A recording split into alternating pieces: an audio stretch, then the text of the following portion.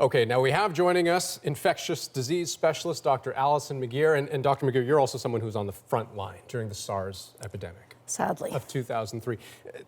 So there's a fine line to walk between informing people of what's happening and alarming people needlessly. So let me ask you the question, how concerned should Canadians be right now?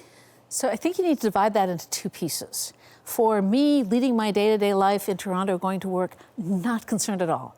No coronavirus here, no need to worry about anything. We've watched people coming in, everything's fine. For the longer term, with what's going to happen to this, that's much more uncertain. You're allowed to be worried about that. But nothing much is changing at the moment. We really have to wait about 10 days to see what effect those very strong measures that China put in last week have to know where it's going. And just talking about effects, I mean, I'm thinking even for someone who is infected, the way that they are affected by the virus can vary, right, between different people. Who is and who isn't particularly vulnerable, would you say? So as always, when you have an infection for which everybody is susceptible, the older you are, the less well your immune system works, the harder it is. But, you know, there's also some intrinsic variability. So we hear about deaths in China every day, but we also know that neither of the two people who've come to Canada are seriously ill with it at the moment, and one of them seems to have recovered completely. So really wide range, and we don't know yet what the distribution is going to be of that. Okay, Dr. McGeer, don't go too far, because a little later in the program we're going to talk again, and I have a very specific question about masks that I want to ask you. The timeline for a vaccine to even reach human beings, if it's going to take so long, what's the point? Well, there's 2 points to it, actually. The first is that there's still a concern that this might turn into a pandemic, that we might have to learn to live with this virus. And obviously, if we have to do that, we want a vaccine and we want it quickly. So, you know, with preventive things, sometimes you have to invest and then walk away from them afterwards, as we did with the vaccine against SARS when people started developing that. This doesn't mean it's not the right thing to do.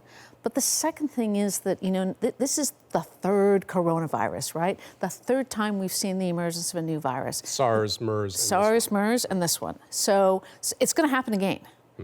And one of the possibilities as we develop these vaccines is that we'll get a vaccine that will likely work against the emergent viruses. So a piece of the goal of this is to try to make a general coronavirus vaccine so that if this happens again, we're ready to go. In the meantime, how cautious should people be in public places, in Canada, around other people?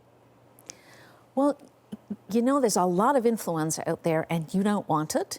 And that means you should be washing your hands. You should be keeping your hands away from your face to the extent you can. You should be staying home when you're sick to be nice to people. But otherwise, you shouldn't be changing what you're doing at all. And this applies to, I mean, packed places. I mean, whether it's a grocery store, subway, or even a packed plane. Your advice would be the same. You know, what you got to think about is we're talking about 3,000 cases in China. 1 billion people live there, okay? So your chance of actually meeting up, even if you were in China, your chance of meeting up with somebody who was infected is really less than the chance that you're going to get hurt in a car accident on your way home tonight. I have to ask you about masks. We're seeing them more and more. There are businesses that have reported selling out entirely of masks. What's your take on that? Well, so we know that if you have an infection and you have to go out and you wear a mask, that will help reduce the amount of virus that is shed around you and may protect other people. The data on how well a mask protects you if somebody in front of you is infected are much weaker, really not very convincing at all. There's a little bit of evidence, and that evidence, as you see, is enough to persuade some people. And it's also very cultural. In Southeast Asia, a lot of people wear masks much more frequently than we tend to do in North America. Okay, we'll leave it there. Dr. McGeer, thanks very much. Pleasure. So those are some of our questions. We'd certainly like to hear yours. So please send us your issues, your questions. We're going to try to answer them over the coming days and weeks. You can email us at thenational@cbc.ca.